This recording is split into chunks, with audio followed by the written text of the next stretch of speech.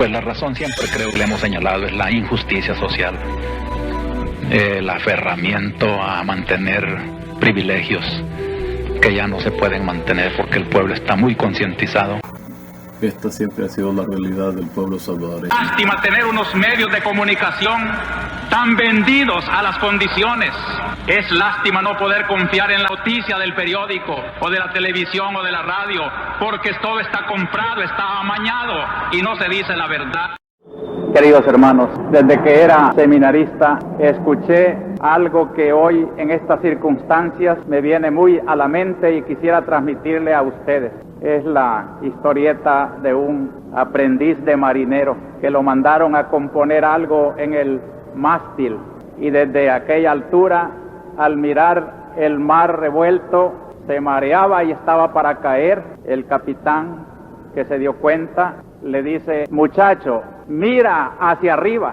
Y fue su salvación. Mirando hacia arriba, dejó de ver aquel mar revuelto que lo mareaba y pudo hacer su operación tranquilo. Digo que me viene esta comparación porque la mayoría de nuestros hermanos salvadoreños como que se encuentran así, viendo el mar alborotado de nuestra historia, confusos, casi pierden la esperanza.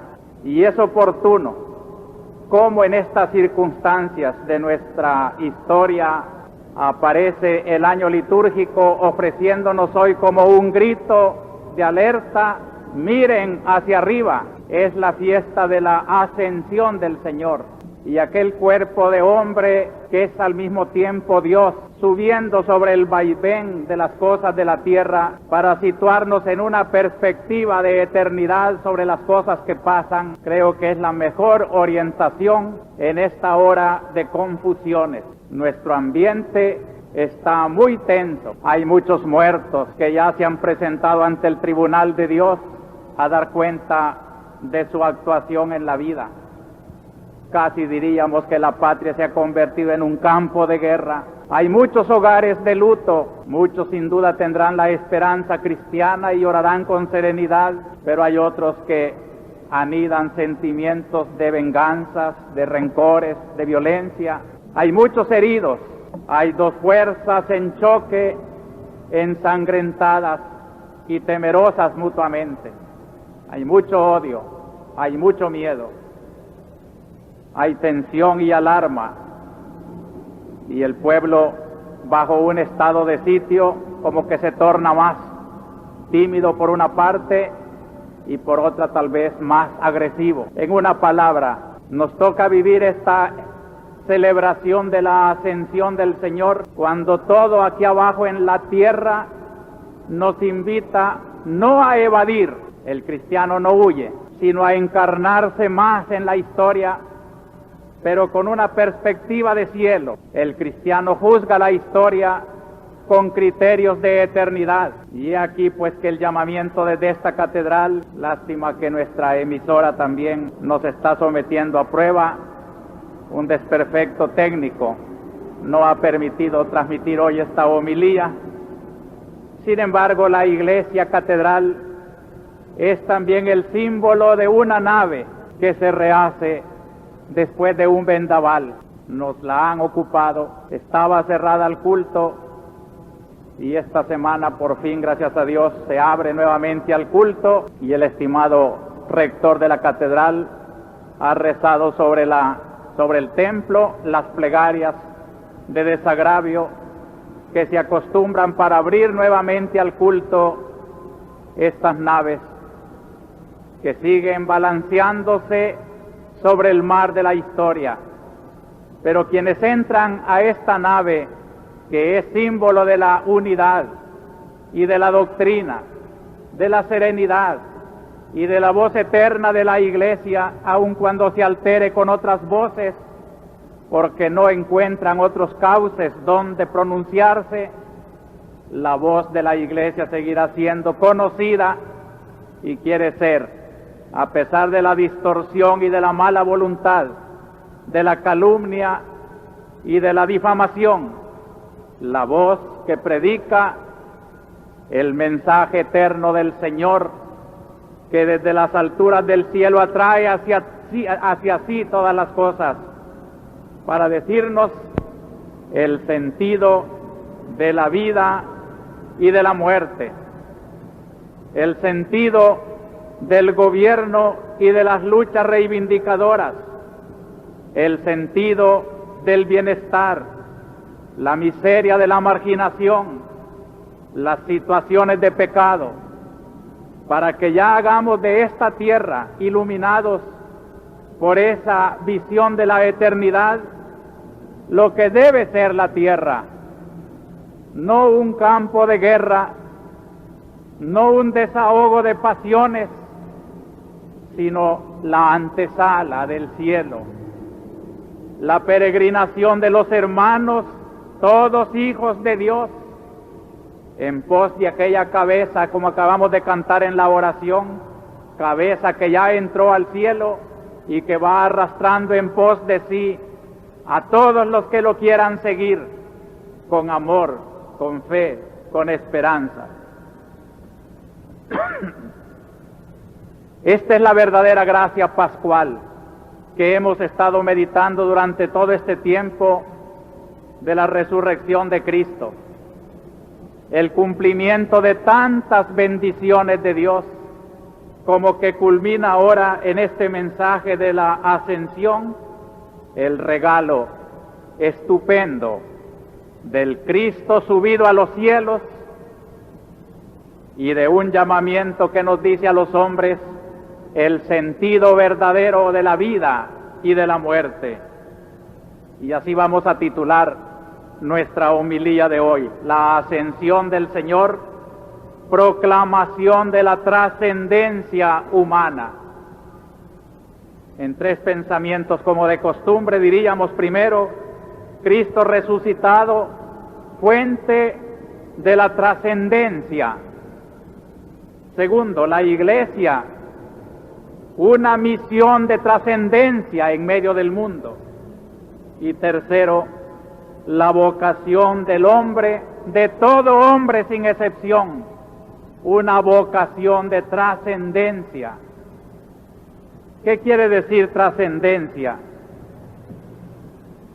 Es como irrumpir circunscripciones. Es como no dejarse aprisionar por la materia. Es como decir el hombre en su reflexión: estoy por encima de todas las cosas que me quieren encadenar. Ni la muerte, ni la vida, ni el dinero, ni el poder, ni los halagos, nada puede sustraer al hombre a esta vocación trascendental. Hay algo más allá de la historia, hay algo que traspone los umbrales de la materia y del tiempo. Hay algo que por eso se llama lo trascendente, lo escatológico, el más allá, la meta final. Dios que no se deja abarcar por las cosas, sino que lo abarca todo. Esa es la meta a la que nos llama Cristo resucitado. En primer lugar, digo, Cristo resucitado, fuente de trascendencia. ¿Qué celebra la Iglesia en la ascensión del Señor? Como hecho histórico, le pone dimensiones históricas. 40 días después de resucitado, después de haber hablado con sus apóstoles del reino de Dios, después de haberse aparecido innumerables veces. Todos estos son acontecimientos históricos que el evangelista tenía que situarlos al menos en un término simbólico. 40 días no es una dimensión cronológica de exactitud. En el Evangelio quiere decir un número simbólico, lo necesario como para empalmar la enseñanza del Dios que vino trayéndonos el mensaje con unos hombres que se habituaran a ser testigos del Cristo resucitado. Es como número de perfección, como número de cuaresma, como número de plenitud, como número de coordinación entre el mensaje que Cristo trajo y el que los hombres han de llevar. 40 días, como quien dice, ya empalmó completamente Cristo con la humanidad. Pero no es esto lo que interesa más en nuestra catequesis de la Ascensión, más que la dimensión de 40 días. Lo que interesa es que aquí celebramos un hecho teológico, el hecho de la glorificación del Hijo de Dios.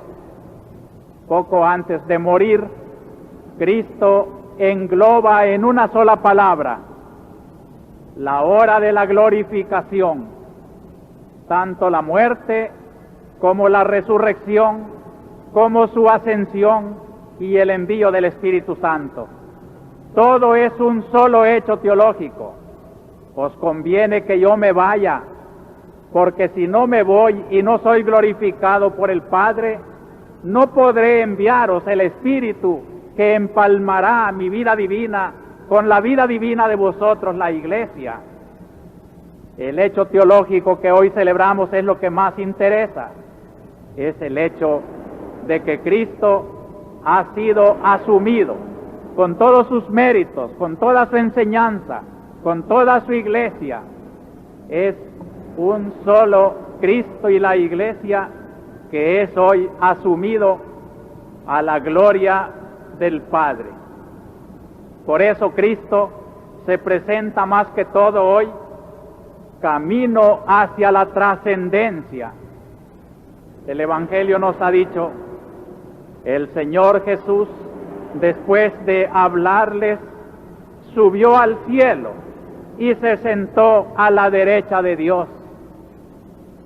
Esta expresión, sentarse a la derecha de Dios, no hay que tomarla en sentido literal, porque Dios no tiene cuerpo, no tiene derecha ni izquierda. Pero era el concepto tomado del Salmo 110. Dijo el Señor a mi Señor, siéntate a mi derecha. Un salmo que canta la realeza del Rey de Israel. Para los orientales, para los hebreos, el reinado, la autoridad, era una participación de Dios, y el rey como que estaba sentado a la derecha de Dios, participando de su realeza. Así se explica la expresión de nuestro credo: subió a los cielos y está sentado a la derecha del Padre. Quiere decir, ha sido asumido para participar de la autoridad, de la grandeza, de la gloria de Dios. Es un hombre que nació de una mujer, pero encarnando una persona divina, y cuando cumplió su misión histórica en la tierra, no solo lo divino, sino lo humano, lo que nació de María, lo que lleva nuestra humanidad, un hombre de carne y hueso como nosotros, ha subido también a hacerse Dios, a participar de lo divino. Cristo es Dios. Cristo es hombre que, sentado a la derecha de Dios, disfruta todas las prerrogativas de Dios. Y nosotros, que hemos sido llevados con Él, hemos recibido también esa vocación de lo divino. Es camino hacia la trascendencia y nos levanta a ver más allá de la historia. La primera lectura de hoy nos invitaba con los apóstoles a aguardar que se cumpla la promesa de mi Padre. Él es el que lo da todo, y los hombres tenemos que esperar de aquella trascendencia la fuerza que puede transformar este mundo. La segunda lectura lo llama el Padre de la gloria, su poder por encima de todo poder. Allá está la verdadera trascendencia, de donde deriva la inteligencia de los hombres, la capacidad organizativa de los seres humanos. Todas las capacidades que los hombres tenemos han venido de allá, de la fuente de la trascendencia, y por eso se orientan hacia allá. Nos ha hablado la lectura sagrada de hoy de la potencia del Espíritu Santo. dice que Cristo, movido por el Espíritu, es elevado. El camino de la trascendencia solo lo puede recorrer la fuerza del Espíritu. Es el triunfo de Cristo sobre toda la naturaleza. Un día dijo Cristo: cuando yo sea elevado sobre la tierra, atraeré todas las cosas hacia mí. Y Cristo aparece hoy en esa plenitud de su destino. San Pablo descubre el secreto de los proyectos de Dios y encuentra a Cristo como en la cima de todos los ideales de Dios. Todo fue creado por Él y para Él. Toda criatura, así sea el hombre más inteligente, es criatura. No tiene razón de ser, sino es orientándose hacia aquel por quien fueron hechas todas las cosas y para el cual son todas las cosas. En la segunda lectura de hoy también se habla del Cristo que plenifica todo en todo. Es decir, la criatura está vacía cuando se la quiera divorciar del Creador, así como un rayo de luz, cuando se quisiera separar del foco, se convierte en tinieblas.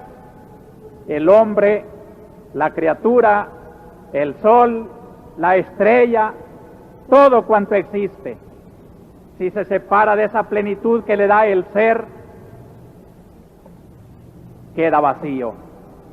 El hombre es un absurdo cuando no se orienta hacia Dios. Cristo aparece hoy, pues, como la clave de toda la historia. Cristo es fuente de la trascendencia.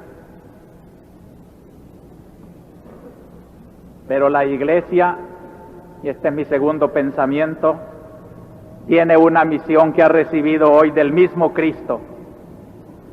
Escuchábamos hoy en el Evangelio, al clausurar San Marcos sus páginas sagradas: id al mundo entero y proclamad el Evangelio a toda la creación. Y en la segunda lectura, que es una reflexión sobre esa gloria que Cristo hace suya en esta fiesta de la Ascensión, se nos presenta también a la Iglesia como cuerpo que completa la existencia de esa cabeza gloriosa, Cristo, y que desde esa Iglesia que es su cuerpo, Cristo es Rey del universo. ¡Qué honor para los que formamos la Iglesia! Nosotros somos la plenitud de Cristo. Nosotros somos como el complemento del Dios que se hizo hombre. La Iglesia tiene que realizar en la historia la gran misión de nuestro Señor Jesucristo. Y si la misión de Cristo es una misión de trascendencia, la Iglesia no se puede entender sin un sentido profundo de trascendencia. ¿Qué quiere decir esto? En el Evangelio de hoy, cuando nos dice de los primeros creyentes de Cristo que hacían signos, no les hacían daño los venenos, hablaban diversos lenguajes,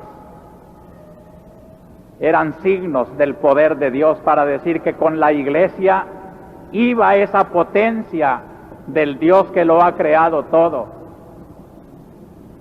El sentido de los carismas, el sentido de estos prodigios de las curaciones, de las lenguas, no son juguete, no son exhibicionismos ni vanidades. Sucedieron en un tiempo cuando se necesitaba, como dice San Agustín, para regar el arbolito de la Iglesia, como todo arbolito que se riega, necesita esa agua de los prodigios de Dios. Una vez que el árbol se ha hecho corpulento, ya no lo estamos regando. Aunque florece el árbol, y cada floración y cada cogollo es como una vida nueva que en el árbol, a veces centenario y quizá milenario, está indicando que hay vida, ternura, hay frescura. Así es la iglesia. La iglesia sigue siendo ese prodigio de Dios en la historia, pero lo será mientras se oriente en su función trascendente. Yo quiero recalcar mucho este sentido, queridos hermanos, para que comprendamos en una hora de tantas confusiones qué es la iglesia y qué no es la iglesia. Dice el Papa en su encíclica Redemptor Hominis: Jesucristo es el camino principal de la iglesia. Él mismo es nuestro camino hacia la casa del Padre y es también el camino hacia cada hombre. Miren qué imagen más bella. Cristo es camino que nos lleva a la trascendencia del Padre, pero Cristo también es el camino de la iglesia que lo lleva a cada hombre. En este momento, ustedes para mí no son una multitud, son un conjunto de hombres. Cada uno tiene un camino que lo conecta con Dios. Y la misión de la iglesia, que predica y santifica y orienta, es precisamente poner en contacto a cada uno de ustedes con Dios. Y nos dice el Papa, Cristo es el camino por el cual la iglesia camina hacia cada hombre. Los caminos que ustedes han traído hoy para que nos reunamos todos en la catedral son caminos de la iglesia. Y mi palabra en este momento está caminando por caminos de iglesia a cada uno de ustedes, y no tendría ninguna eficacia si no fuera que camina por el camino verdadero que es Cristo. Si yo no les predicara a Cristo, si no los llamara a todos, a justos y pecadores, a opresores y oprimidos, como se gusta decir hoy, a todos tiene que llegar este camino si quieren ser salvos. Y la iglesia es la encargada de caminar este difícil camino de Cristo en conexión con cada hombre. En este camino que conduce de Cristo al hombre, en este camino por el que Cristo se une a todo hombre, la iglesia, óiganlo bien, la iglesia no puede ser detenida por nadie. Esta es la exigencia.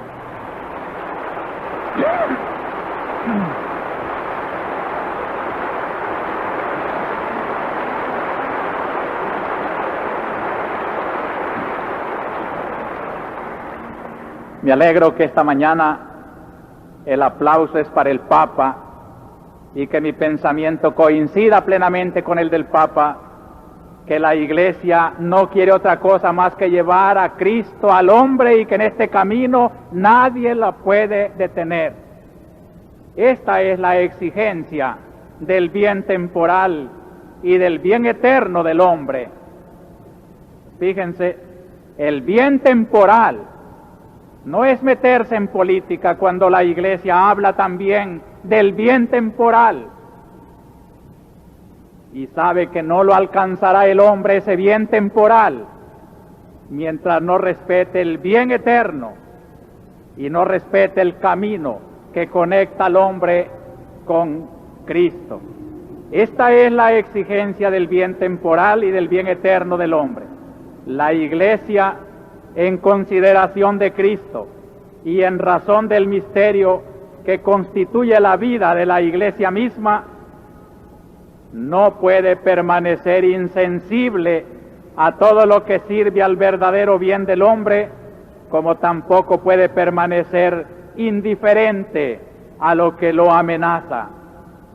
El Concilio Vaticano II ha expresado esta solicitud fundamental de la Iglesia a fin de que la vida en el mundo sea más conforme a la eminente dignidad del hombre en todos sus aspectos, para hacerla cada vez más humana. Esta es la solicitud del mismo Cristo, el buen pastor de todos los hombres. Y dice el concilio, la Iglesia, que por razón de su ministerio y de su competencia, de ninguna manera se confunde con la comunidad política y no está vinculada a ningún sistema político, es al mismo tiempo el signo y la salvaguardia del carácter trascendente de la persona humana. Esto hace la Iglesia. En medio de todas las complicaciones políticas, ella no hace política. Ella se acerca a la política para defender al hombre en su trascendencia y para decirle a todos los regímenes, sean totalitarios o democráticos, sean comunistas, socialistas o bajo cualquier signo histórico, la Iglesia no profesa ningún sistema, porque a todos los sistemas les tiene que decir, lo importante es el hombre y su trascendencia, y hay que respetar esa trascendencia, esa unión del hombre con Dios, la cual hay que respetar bajo cualquier sistema de política. Finalmente, hermanos, un tercer pensamiento: la vocación trascendente de todo hombre. En la fiesta de hoy, y por lo que acabamos de estar diciendo, cada hombre, cada uno de nosotros, aunque hubiera aquí algún ateo que se gloría de no creer en Dios, no es él el que define su naturaleza y su relación con su Creador.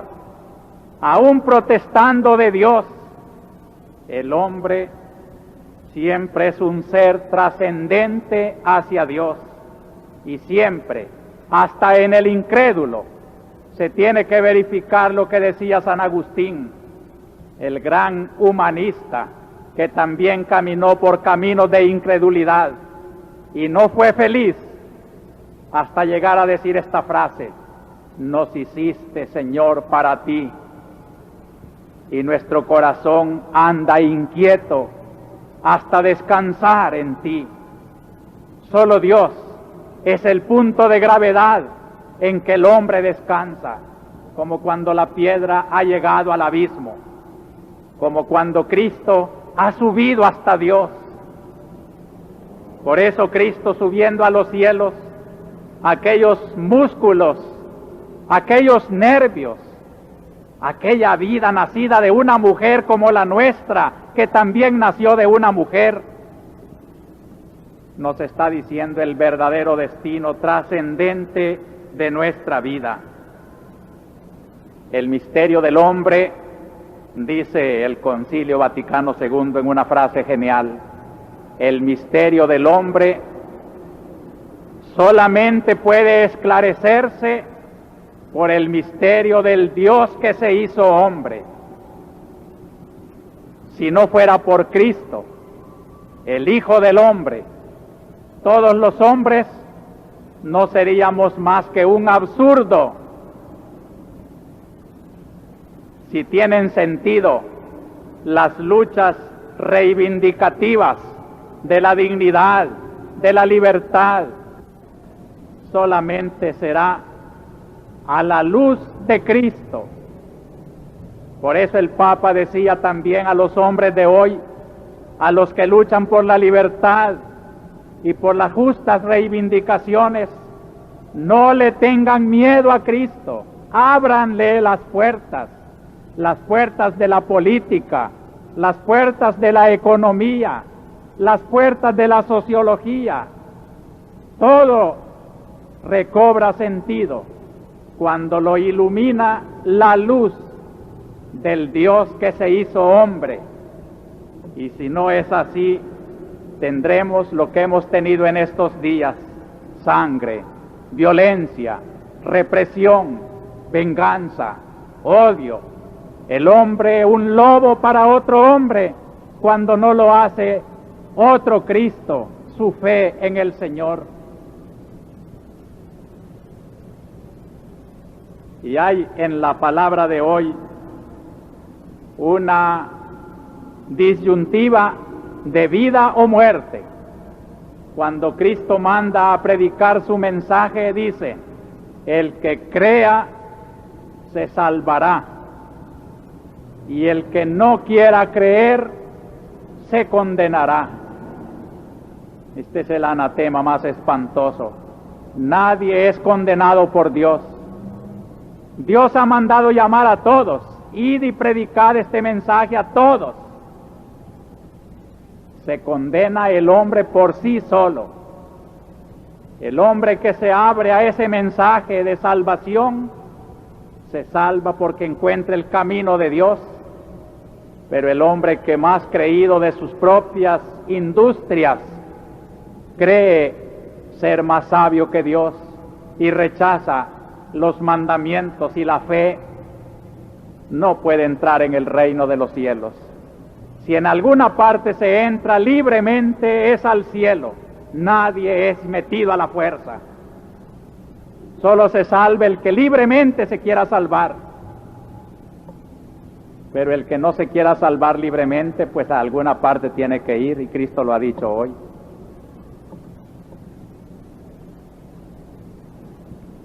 Yo quisiera que nos fijáramos mucho en la segunda lectura, donde está el problema de la trascendencia del hombre con unas pinceladas inimitables. San Pablo dice, como en una plegaria que esta mañana se elevara en pos de Cristo que va a los cielos, que el Dios del Señor nuestro Jesucristo, qué expresión más dulce. Siempre para San Pablo, Dios es el Dios de Jesucristo. El Dios de los cristianos no tiene que ser otro. Es el Dios de Jesucristo, el del que se identificó con los pobres, el del que dio su vida por los demás, el Dios que mandó a su Hijo Jesucristo a tomar una preferencia sin ambigüedades por los pobres, sin despreciar a los otros, los llamó a todos al campo de los pobres para poderse hacer iguales a Él. Nadie está condenado en vida, solo aquel que rechace el llamamiento del Cristo pobre y humilde y prefiera más las idolatrías de su riqueza y de su poder. El Padre de la gloria, lo llama San Pablo también hoy, os dé espíritu de sabiduría y revelación para conocerlo. Este es un privilegio, es una gracia de Dios, llegar a conocer a Dios. Hermanos, yo creo que muchos creen que conocen a Dios y en cambio están adorando ídolos. La Iglesia no quiere ser ya cómplice de falsos dioses. La Iglesia ha tomado un camino bien claro para encontrar al verdadero Dios de nuestro Señor Jesucristo y no apañar con piedades hipócritas falsas adoraciones de falsos dioses. Es el Dios verdadero el que debe de iluminar vuestros ojos y vuestro corazón para conocerlo. ¿Dónde está el verdadero Dios?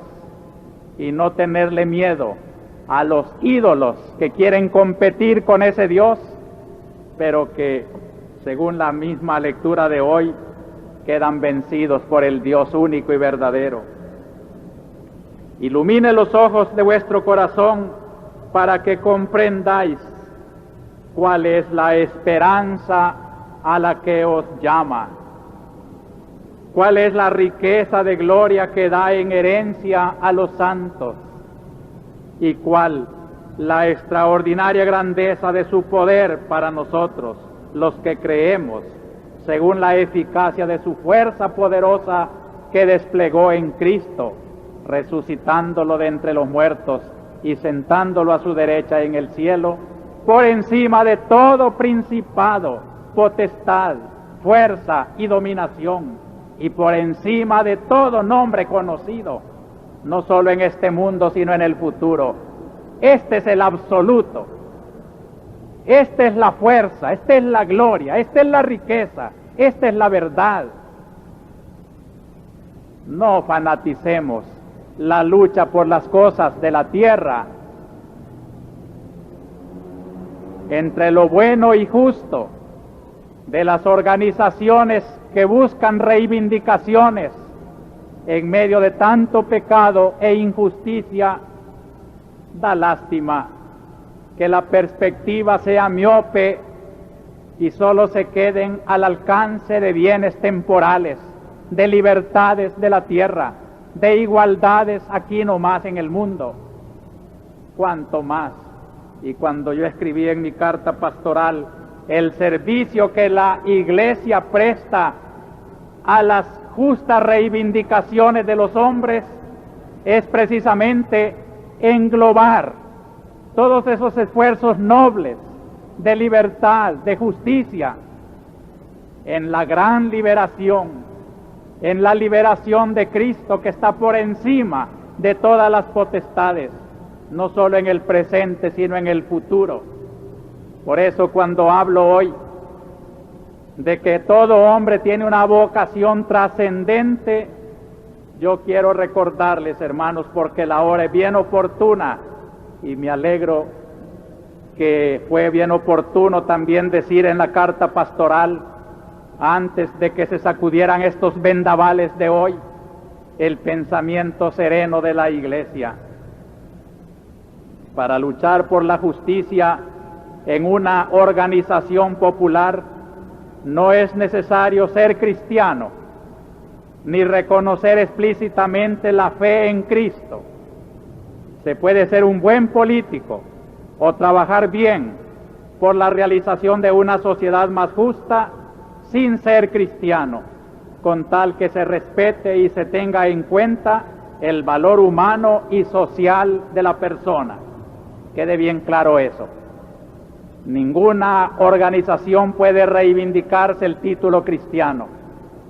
Si es una lucha política, es campo abierto a creyentes y no creyentes, y nadie identifique una organización, mucho menos de fuerza terrorista, con la Iglesia, como si toda reivindicación, aunque fuera a fuerza de violencia, quisiera ampararse en la Iglesia. Queda bien clara esa definición.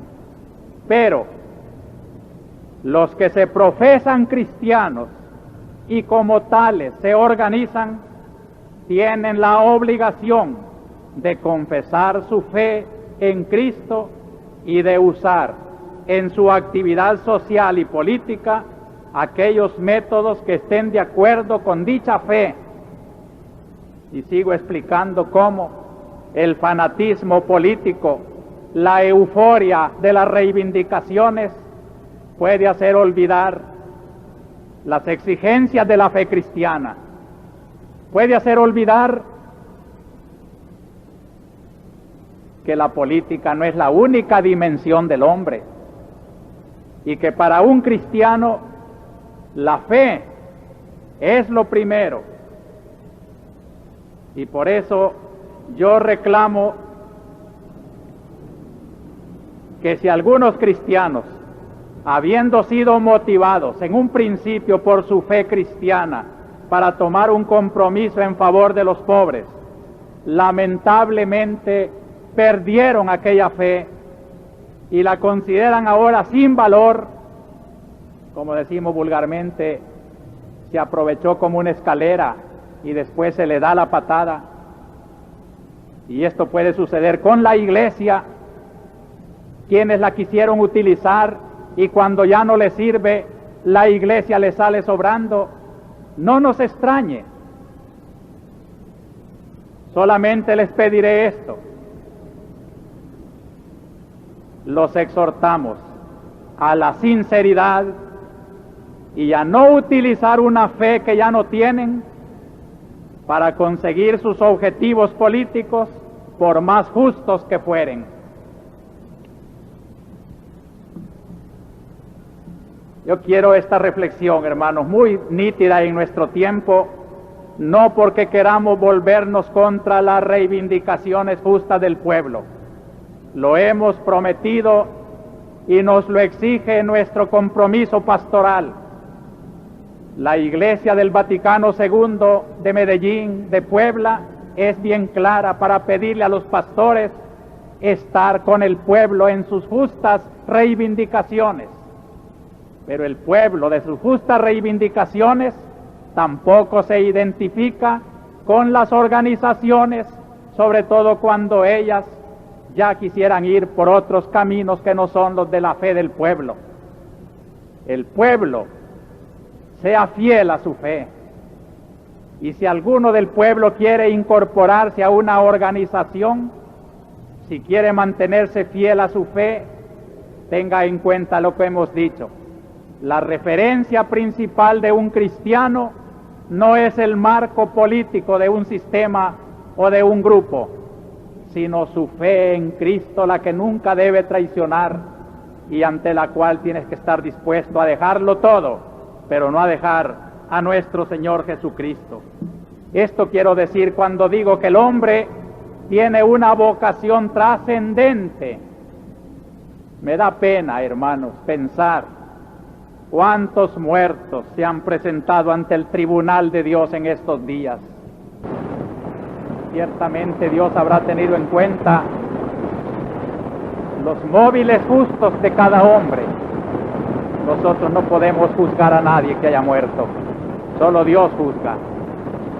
Pero ciertamente que allá lo que vale es, ante el tribunal del Señor, esta trascendencia del hombre que trató de ser justo y buscó la justicia, pero con Cristo, la justicia del reino de Dios, no otra justicia.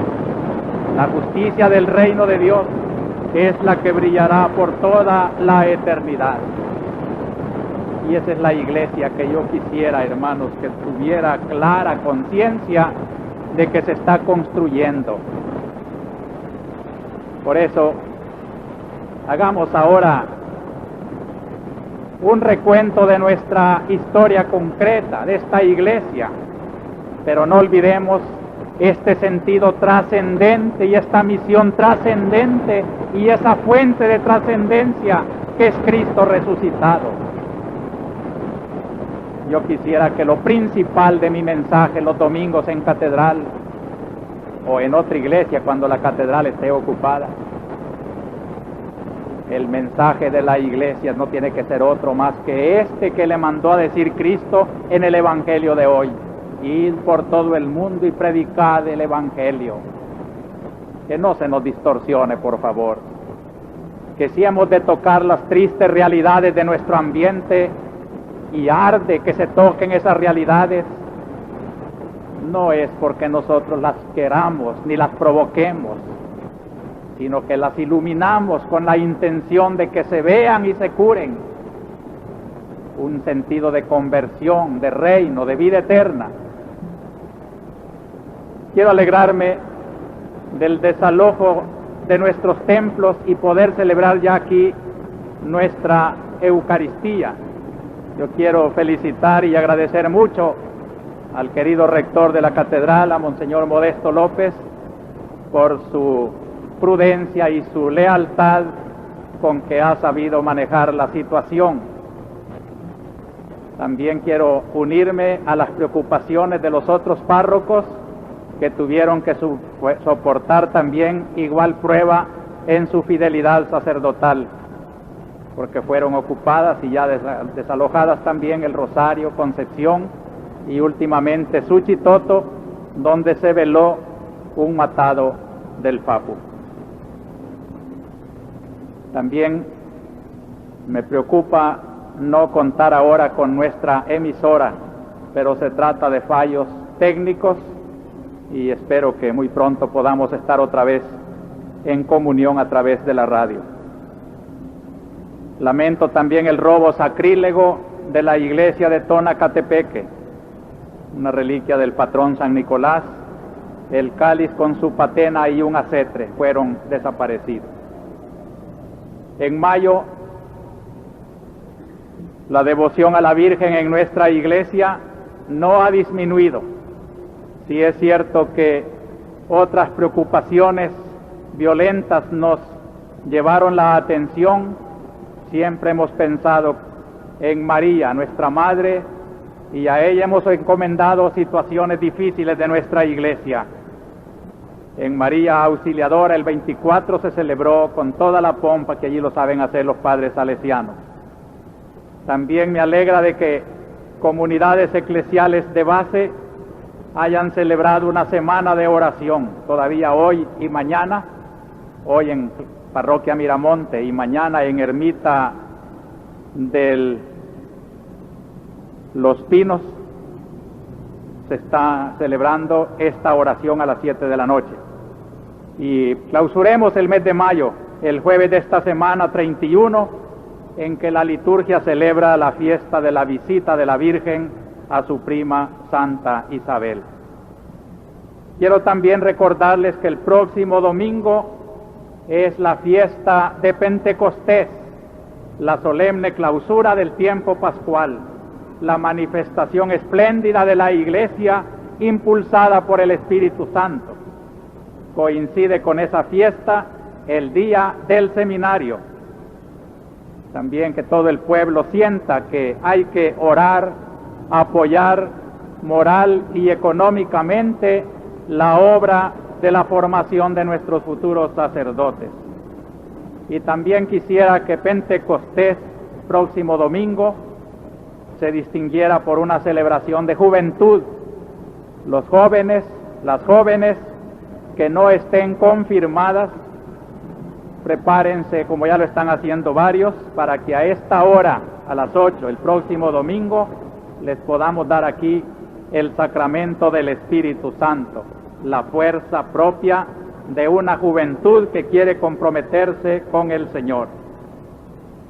Yo quiero agradecer también múltiples testimonios de solidaridad que han llegado en las circunstancias que ha vivido nuestro pueblo y nuestra iglesia. Vienen principalmente del Secretariado de Justicia y Paz de Barcelona y de París, del Comité Pro Libertate de Santo Domingo, del Service Ecumenique d'Entraide de París, del Instituto Ecuménico para el Desarrollo de los Pueblos también de París, de una comisión francesa de Justicia y Paz y de más de 200 sacerdotes, seminaristas, religiosas y laicos de San José, Costa Rica.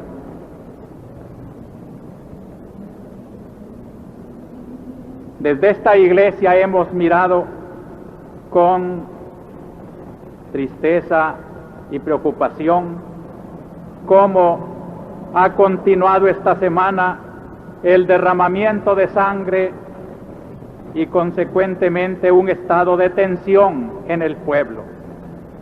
Frente a la Embajada de Venezuela se sofocó una manifestación del BPR, dejando un saldo de 14 muertos y 16 heridos. Se asesina al señor ministro de Educación, doctor Carlos Antonio Herrera Rebollo. Queremos unirnos a esta oración de su familia y a su condolencia, a su sufrimiento, lo mismo que a la de su fiel motorista, el señor Fabio Rivas. Así como hemos orado, yo les pido oraciones ahora por ese grupo que cayó junto a la Embajada de Venezuela y otros muertos más.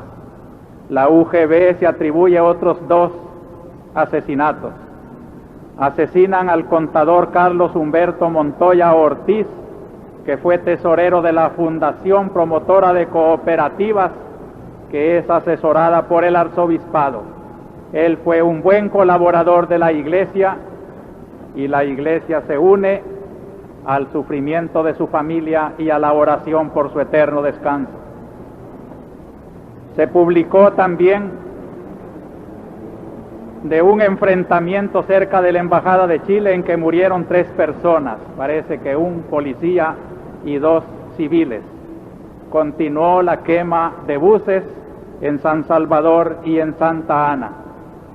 Se han multiplicado operativos combinados entre el ejército, los cuerpos de seguridad y orden para catear cantones, capturar campesinos, y han sido asesinados 4 de ellos.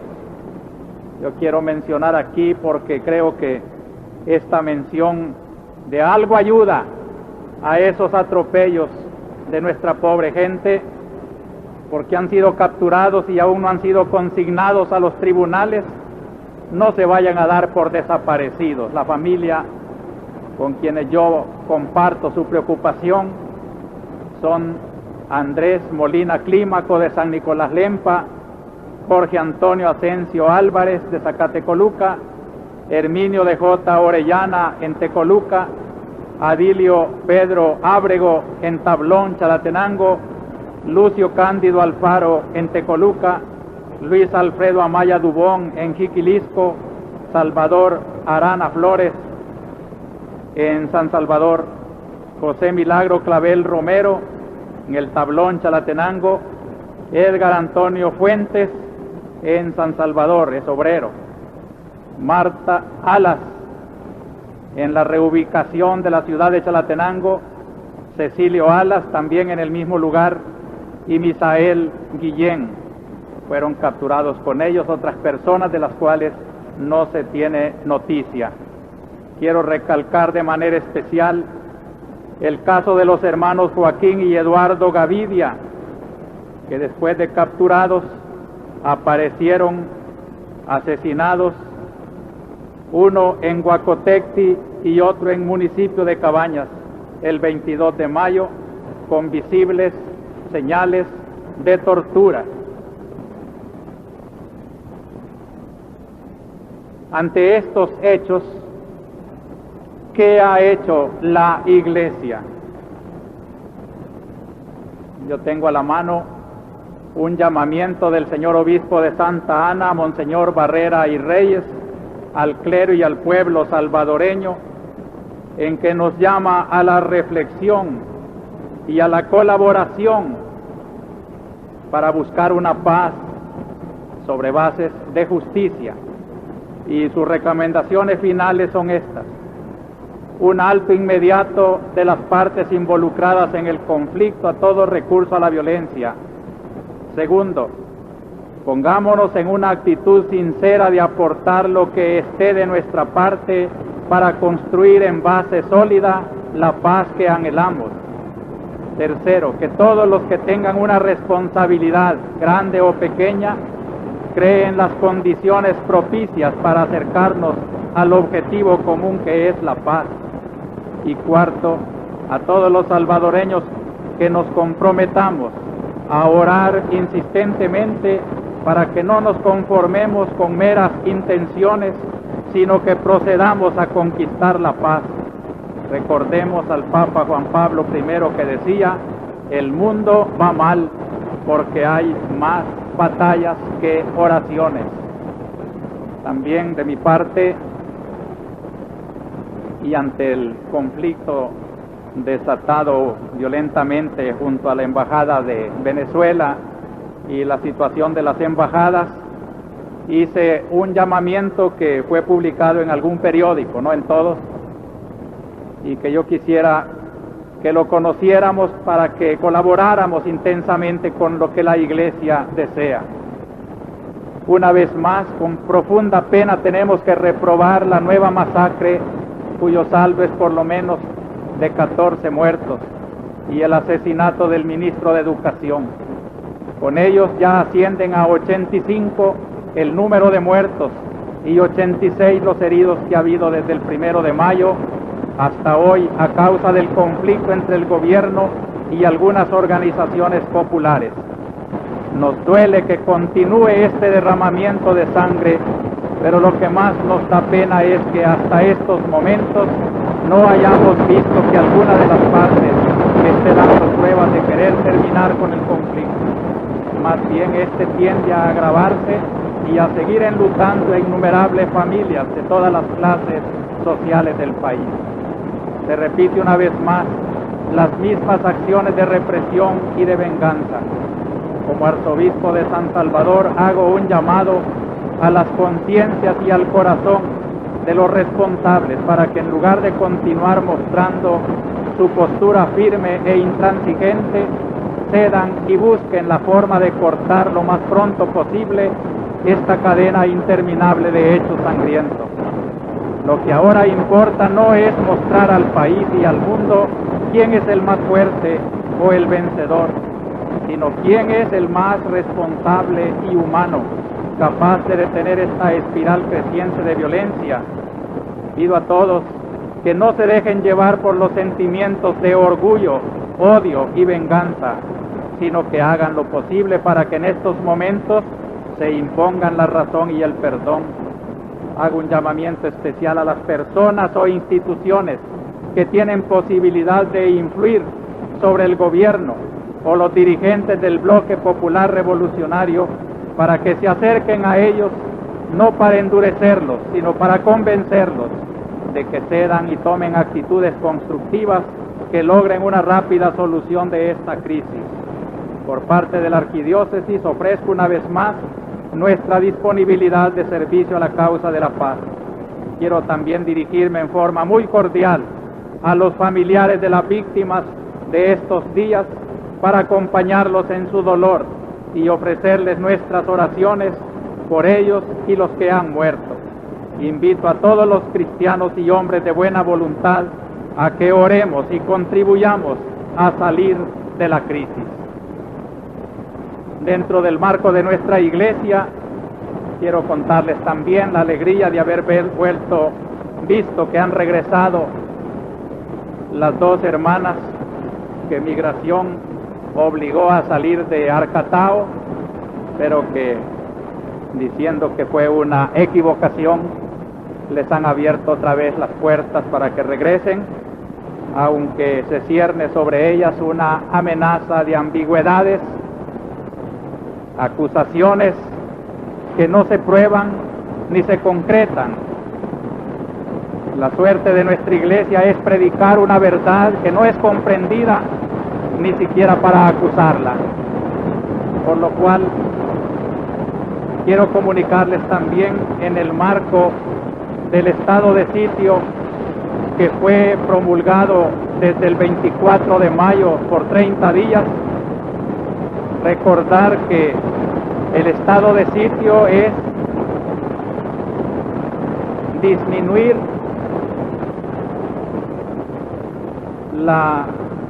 el uso de ciertos derechos, pero que no es prohibición de reuniones con fines culturales e industriales. Nuestra reunión de esta mañana en la catedral, perfectamente lícita, como lo puede ser la reunión religiosa de cualquier parroquia y cantón, dentro del marco religioso cultural que la iglesia predica.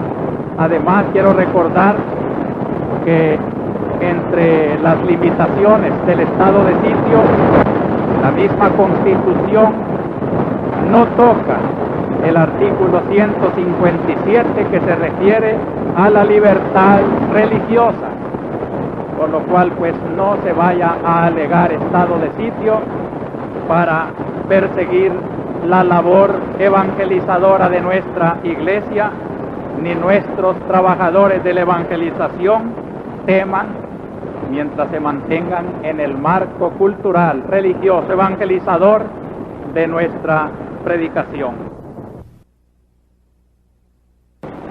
También a este propósito yo quiero decirles a los que decretan el estado de sitio que no vaya a suceder lo que la experiencia nos ha dado en la historia, que junto al estado de sitio que suprime ejercicio de derechos a otros, como que autoriza el crimen de extrema derecha y la difamación de la iglesia y de sus ministros.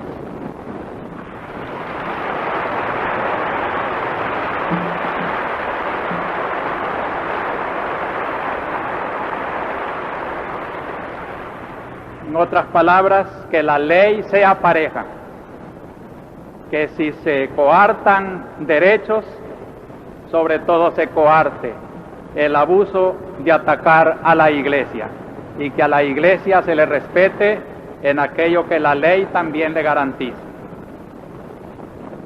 Acerca de las ocupaciones de embajada, continúan Venezuela y Francia. El gobierno pone una alternativa a los ocupantes: o entregarse a la captura o buscar el asilo de Panamá. Panamá, por su parte, ha ofrecido el asilo a los ocupantes de las embajadas, pero el Bloque Popular Revolucionario parece que hasta ahora no lo ha aceptado. De mi parte, hago un llamamiento a la reflexión a unos y a otros que puedan mediar para que este conflicto no provoque más derramamiento de sangre y más violencia, sino que en una solución justa y razonable se lleve a un feliz término. Finalmente, se tuvo la primera sesión de trabajo para el Foro Nacional convocado por la Presidencia de la República. Ustedes se han dado cuenta de varios comunicados que expresan el escepticismo y la poca credibilidad que se ha dado a esa invitación. En la misma reunión de trabajo hubo ausencias muy significativas. La conferencia episcopal fue invitada, la cual envió 2 representantes. Por mi parte, quiero dejar constancia de mis deseos. Mis deseos son de que se construya con hechos la credibilidad y la confianza que debe estar a la base de un diálogo. Yo creo en la necesidad de un diálogo, verdaderamente necesario y urgente, pero tiene que ser un diálogo sobre bases de credibilidad y de confianza. Y eso es lo que pediría yo para que un foro fuera eficaz. Los hechos son los que hablan mejor que las promesas.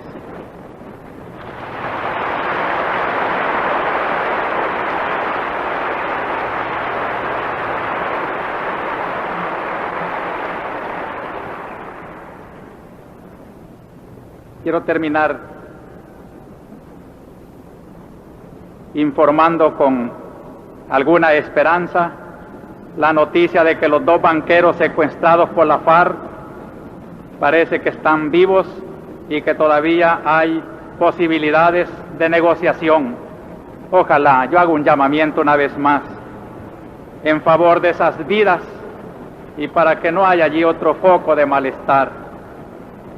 Este domingo el Papa ha consagrado en Roma 26 nuevos obispos, entre ellos el nuevo obispo de Estelí, Nicaragua.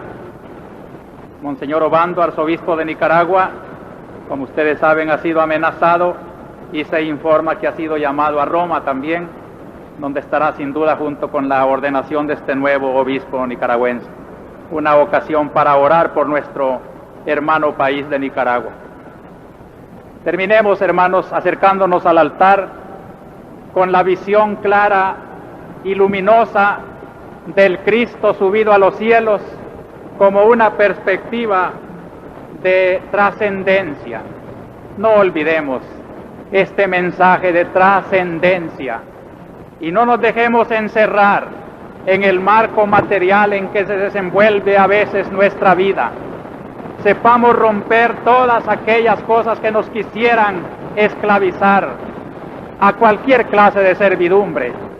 Sepamos mirar por encima de todo, más allá de la historia y del tiempo, la figura de un Cristo que nos dice desde su eternidad: Él es la cabeza y quiere hacer de todos nosotros los miembros de su cuerpo místico, para que en pos de esa cabeza, después de haber cumplido como Él la misión en pro de la libertad y de la dignidad de los hombres en esta tierra, sepamos disfrutar la alegría de la justicia eterna junto al trono del Padre de la gloria. Así sea.